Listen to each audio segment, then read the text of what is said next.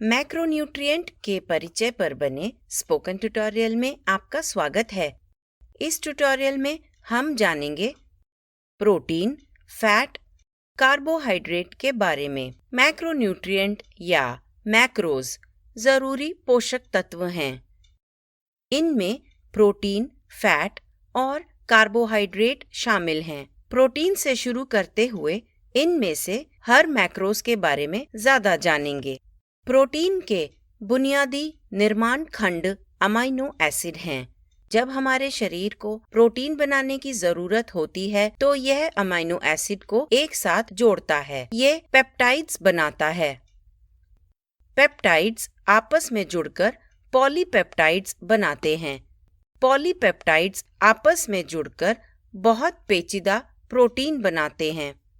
उदाहरण के लिए जैसे कि वे बाल या मांसपेशियों के ऊतक बना सकते हैं। जब हम प्रोटीन खाते हैं तो इसकी उल्टी प्रक्रिया होती है। पाचन के समय हम जटिल प्रोटीन को तोड़ते हैं। ये छोटे पेप्टाइड्स और अमाइनो एसिड बनाता है। फिर जैसे कि पहले बताया गया है, हम इन अमाइनो एसिड का इस्तेमाल नए प्रोटीन बनाने के लिए कर सकते हैं। अब प्रोटीन के पाचन के बारे में समझते हैं। हाइड्रोक्लोरिक एसिड और पेप्सिन के साथ पेट में प्रोटीन का पाचन शुरू होता है। वे प्रोटीन को पॉलीपेप्टाइड्स और एक एक अमाइनो एसिड में तोड़ना शुरू करते हैं। ये पॉलीपेप्टाइड्स और अमाइनो एसिड छोटी आंत में जाते हैं।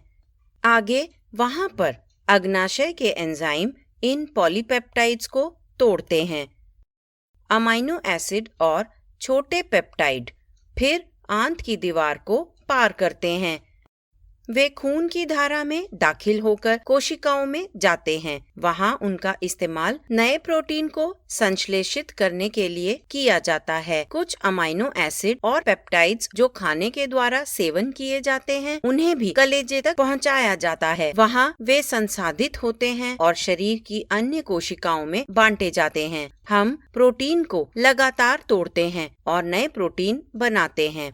हम प्रोटीन को जमा नहीं कर सकते, इसीलिए हमें हर रोज अलग अलग खाने की चीजों से भरपूर प्रोटीन लेने की जरूरत होती है। प्रोटीन के कामों और हर रोज की जरूरतों पर एक अन्य ट्यूटोरियल में बताया गया है। अब फैट की बात करते हैं।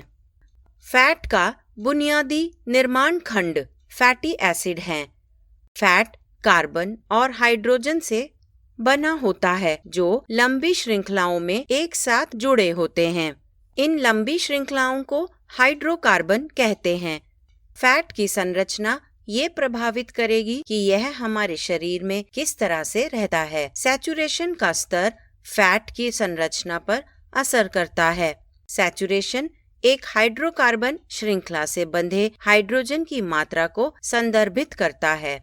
जितना ज्यादा हाइड्रोजन जुड़ा होता है, फैट उतना ही ज्यादा सैचुरेट हुआ होता है। सैचुरेटेड फैट नारियल, दूध, दूध उत्पादों, मांस वगैरह में पाए जाते हैं। इस तरह के फैट में हाइड्रोजन श्रृंखला पर मिलने वाले सभी जगहों को भर देते हैं। हालांकि यदि हाइड्रोजन केवल कुछ जगह पर भरा हो तो फैट अनसैचुरेटेड है।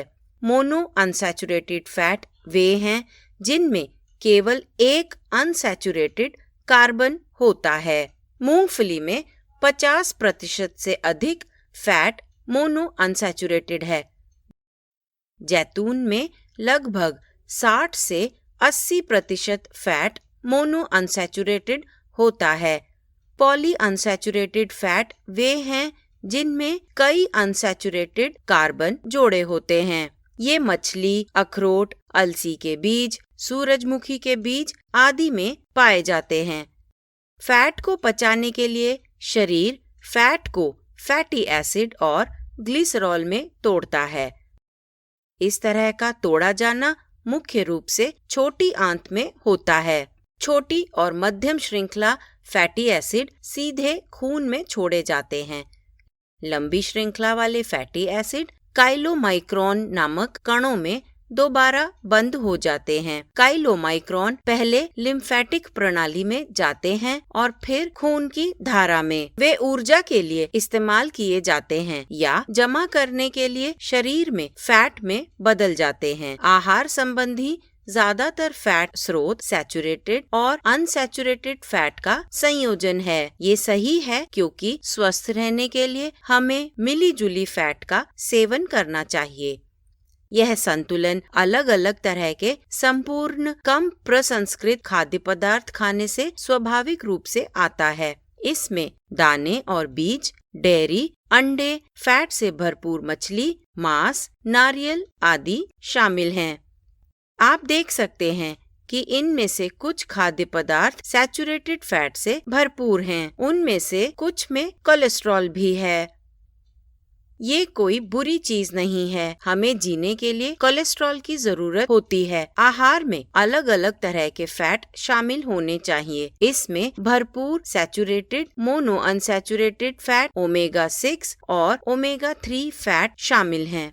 कुछ फैट ऐसे हैं जिन्हें आहार में से कम करना चाहिए या हटाना चाहिए। प्रसंस्कृत खानों में मौजूद ट्रांस फैट कई बीमारियों के खतरे को बढ़ाता है। बहुत ज्यादा ओमेगा 6 और बहुत कम ओमेगा 3 फैटी एसिड वाला खाना नुकसानदायक होता है। आदर्श अनुपात 1:1 है।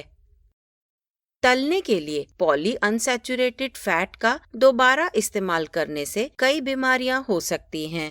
फैट के बारे में ज्यादा जानकारी इसी श्रृंखला के एक अन्य ट्यूटोरियल में बताया गया है।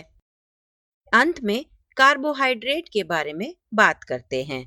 कार्बोहाइड्रेट का बुनियादी निर्माण खंड मोनोसैकेराइड है। मोनोसैकेराइड जैसे ग्लूकोज और फ्रुक्टोज की संरचना में एक चक्र होता है। डाइसैकेराइड जैसे सुक्रोज और लैक्टोज में दो मोनोसैकेराइड एक साथ जुड़े होते हैं। पॉलीसैकेराइड में कई मोनोसैकेराइड एक साथ जुड़े होते हैं। इन्हें जटिल कार्बोहाइड्रेट भी कहा जाता है। उदाहरण ग्लाइकोजन, स्टार्च और कई प्रकार के घुलने वाले और ना घुलने वाले फाइबर हैं। ये फलियां, अनाज, कंगनी, रागी, सब्जियों आदि में पाए जाते हैं। हम हमेशा कार्बोहाइड्रेट बनाते रहते हैं और तोड़ते हैं। साधारण स्टार्च और शुगर पाचन के समय मोनोसैकेराइड में टूट जाते हैं।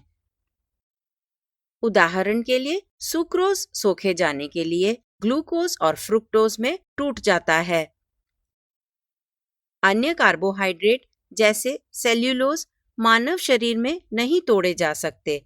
साधारण शुगर को शरीर में एक साथ जोड़ा जा सकता है। उदाहरण के लिए ग्लूकोज हमारे कलेजे और मांसपेशियों में ग्लाइकोजन बन सकता है। कार्बोहाइड्रेट हमारे शरीर में बाकी के यौगिक पदार्थ भी बना सकते हैं। कार्बोहाइड्रेट को पचाने की प्रक्रिया उसी समय से शुरू हो जाती है जब हम उसे अपने मुंह में डालते हैं। हमारी लार में एमाइलेज नाम के एंजाइम होते हैं। वे जटिल कार्बोहाइड्रेट को छोटी कार्बोहाइड्रेट श्रृंखलाओं में तोड़ना शुरू करते हैं। फिर कार्बोहाइड्रेट पेट से होते हुए छोटी आंत में जाते हैं। अग्नाशय से एमाइलेज स्रावित होता है। वे छोटी कार्बोहाइड्रेट श्रृंखलाओं को डाइसैकेराइड्स में तोड़ते हैं। ये डाइसैकेराइड्स मोनोसैकेराइड में टूट जाते हैं। उदाहरण के लिए सुक्रोज ग्लूकोज और फ्रुक्टोज में टूट जाता है। फिर वे आंतों की कोशिकाओं से होते हुए रक्तवाहिकाओं में जाते हैं।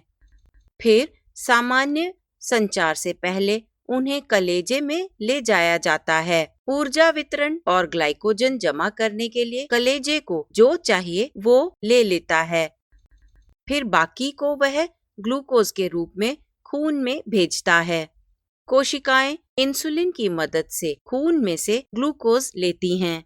कोशिकाओं के अंदर ग्लूकोज ऊर्जा में परिवर्तित होता है।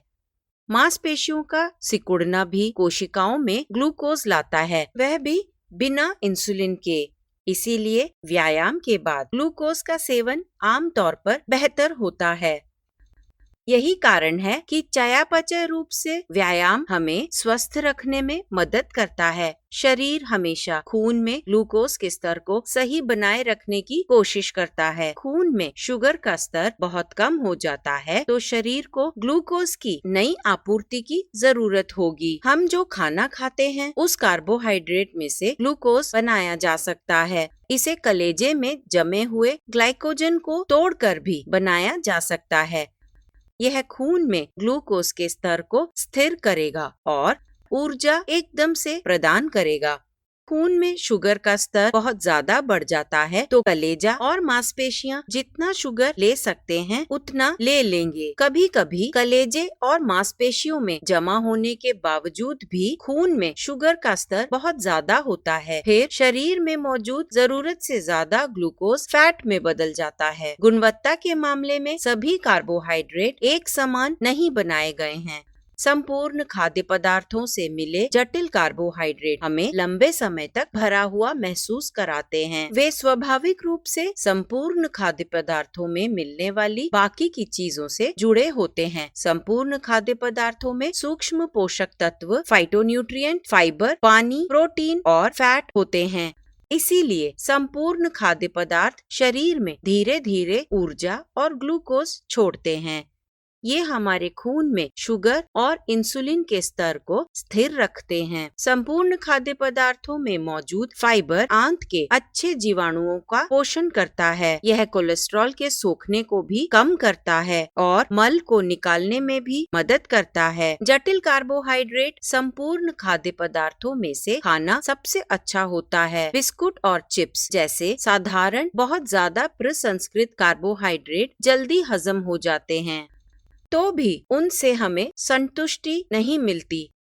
वे पोषक तत्वों से भरपूर नहीं होते। उनमें ज्यादा मात्रा में सोडियम और औद्योगिक रसायन होते हैं। उनमें ट्रांस फैट और संरक्षक भी होते हैं। वे हमारी भूख को बढ़ाते हैं और हमें ज्यादा खाने की लालसा देते हैं। वे हमारे खून में शुगर और इंसुलिन के स्तर में उतार चढ़ाव ला सकते हैं। इसका मतलब है हम चिप्स का एक पूरा पैकेट खत्म कर सकते हैं, फिर भी अधिक खाने की लालसा कर सकते हैं और आधे घंटे के बाद हमें दोबारा भूख लगती है।